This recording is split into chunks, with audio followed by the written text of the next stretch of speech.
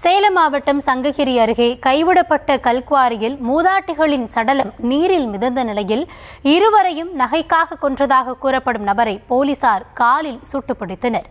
மலையடிவாரத்தில் பதுங்கியிருந்த அவரை போலீசார் சுற்றி வளைக்கவே கத்தியால் எசையை தாக்கிவிட்டு தப்ப முற்பட்ட நிலையில் துப்பாக்கியால் சுட்டதாக தகவல் வெளியாகியுள்ளது.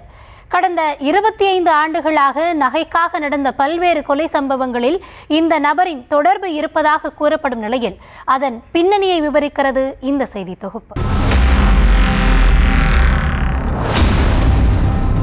சேலம் மாவட்டம் சங்ககிரி அருகே காட்டூரில் ஒரே தெருவை சேர்ந்த 70 வயதான பாபாயி மற்றும் 65 வயதான பெரியம்மாள் ஆகிய இரு மூதாட்டிகள் கடந்த 2ஆம் தேதி மாயமாகினர்.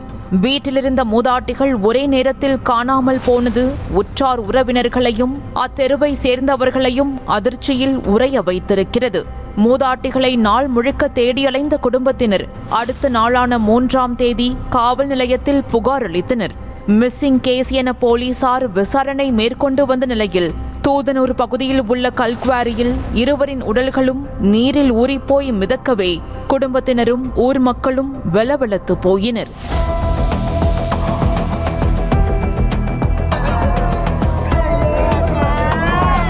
குவாரிக்குள் மிதந்த பாபாயி என்பவருக்கு சொந்தமான இந்த கல்குவாரி கைவிடப்பட்ட நிலைமையில் இருந்திருக்கிறது.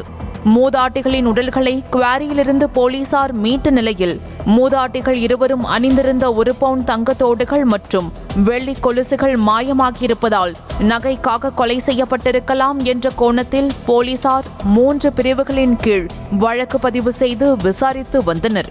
இதனிடையே உயிரிழந்த பாபாயி இடத்தை குத்தகைக்கு எடுத்து விவசாயம் செய்து வந்த ஐயனார் என்பவர் தலைமறைவானதால் அவர் மீது சந்தேகம் திரும்பியது. அவர் மீது ஏற்கனவே பல வழக்குகள் நிலுவையில் இருக்கும் நிலையில் விசாரித்ததில் மூதாட்டிகளை நகைக்காக கொலை செய்தது தெரிய வந்தது. இதனிடையே அவர் ஒருக்காமலை என்ற மலைப்பகுதியின் அடிவாரத்தில் பதுங்கியிருந்ததாக வந்த தகவலின் பேரில் சம்பவ இடத்திற்கு சென்ற போலீசார் சுற்றி வளைத்தனர். போலீசார் நெருங்கியதை உணர்ந்த ஐயனார் தப்பிக்க முற்பட்டு கத்தியுடன் தயாராகவே இருந்ததாக சொல்லப்படுகிறது. இதனையடுத்து அவரை பிடிக்க சென்றபோது தான் கையில் வைத்திருந்த கத்தியை எஸ்ஐ கண்ணனின் கையில் ஐயனார் ஓங்கி வெட்டியதாக கூறப்படுகிறது. இதனால் போலீசார் கைத்துப்பாக்கியால் ஐயனாரை நோக்கி சுட்ட நிலையில் அவரது வலது காலில் குண்டுகள் துளைத்தன. இதனையடுத்து காயமடைந்த ஐயனார் மற்றும் எஸ்ஐ மருத்துவமனைக்கு அனுப்பி வைக்கப்பட்டு சிகிச்சை அளிக்கப்பட்டது. இந்நிலையில் ஐயனாரின் குற்ற பின்னணியை அலசிய போது பல திடுக்கிடும் தகவல்கள் வெளியாகி அதிர்ச்சியை ஏற்படுத்தியது. கடந்த 2000ஆம் ஆண்டில் சிறுமியை பாலியல் வன்கொடுமை செய்ததாகவும் அதே ஆண்டில் பெண்ணை கொலை செய்துவிட்டு தங்க நகைகளை திருடியதற்காகவும் கைதான ஐயனார் போதிய சாட்சியங்கள் இல்லாமல் விடுவிக்கப்பட்டான்.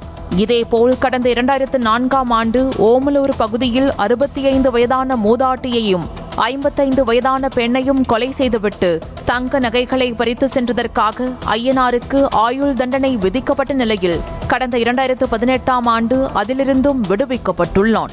தங்க நகைகளுக்காக நடந்தேறிய கொலை சம்பவங்களில் சம்பந்தப்பட்டதாக கூறப்படும் அவனை போலீசார் கண்டும் காணாததைப் போல விட்டது ஏன் என்ற கேள்விதான் எழுகிறது.